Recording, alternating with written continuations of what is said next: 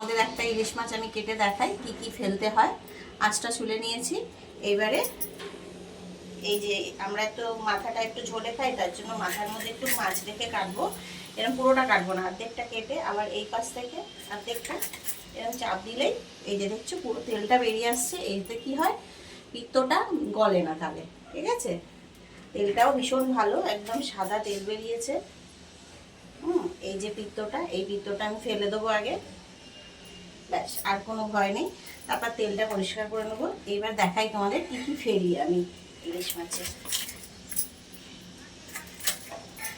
এই যে কানসার মধ্যে প্রথমে এই ফুলকোটা আমি ফেলে দেবো, ফুলকোটা ফেলে দেবো। এই কানসার মধ্যে একটা এই যে সরু টিকটিকি লেজ বলে এটাকে, টিকটিকি লেজের মতো। অ্যাকচুয়ালি এটা খেলে হজম হয় না, আর কিছু না। এইগুলোই গিয়ে শরীরে ক্ষতি করে। এই যে সরু সাদা মতো দেখতে পাচ্ছ, এইটা ফেললাম। আর এইখানে তো ফুলকিটার মধ্যে বাদবাকি বেরিয়ে গেছে, আর কিছু এটা ফেলার নেই। আর বাকি রয়েছে এইবারে এই যে ধরটা, যেটা আমি বলেছিলাম যে এর মধ্যে একটা দু সাইডে পার্শ্বরেখার মতো আছে, যেটা আমি বার করব এখন। ঠিক কাটা শিরের কাটাটা আছে এর মাঝে, একদম সোজা এখান থেকে আসলে এই জায়গাটা একটু নখ দিয়ে করলেই একটা সরু সুতোর মতো পাওয়া যাবে। আমি একটু দেখাচ্ছি, দেখো তোমরা। এই যে দেখা যাচ্ছে, এটা খুব সাবধানে বার করতে হবে, নালে ছিঁড়ে যাবে। একটু নখ থাকলে ভালো হয় বার করতে।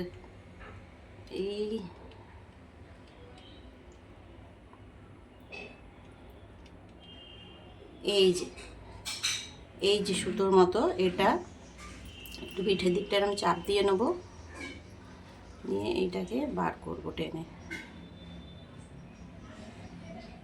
খুব সাবধানে করতে হয় বন্ধুরা। এইটা আমাদের শরীরে গেলে এটা হজমের মানে গোলমাল করে। এটা দুদিকেই আছে, এই দিকেও একটা আছে। এইটাকে ফেলতে হয়।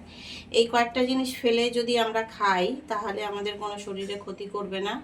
চিংড়ি মাছেরও এরকম অনেক কিছু আছে যেটা আমি ফেলে খাই, তাতে তুমি যতই খাও ইলিশ মাছ বা চিংড়ি মাছ, তোমার কোনো সমস্যা হবে না।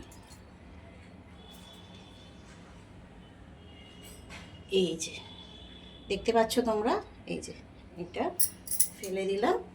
এবারে আমি এটা পিসটা করে নিই, পাখনাটা ফেলে দিই।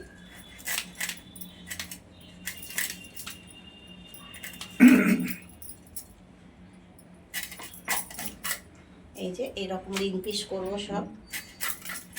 মাছের আমার রিং পিসটাই বেশি পছন্দ হয়।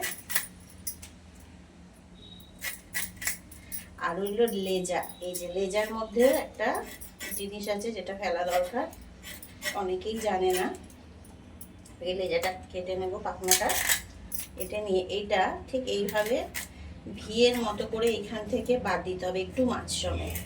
তাহলে এই যে কালো মতো একটা অংশ, এইটা বেরিয়ে যায়। ব্যাস এইভাবে যদি কেটে তোমরা খাও তাহলে কিন্তু কোনো সমস্যা হবে না। ঠিক আছে, এইভাবে ইলিশ মাছ কাটবে।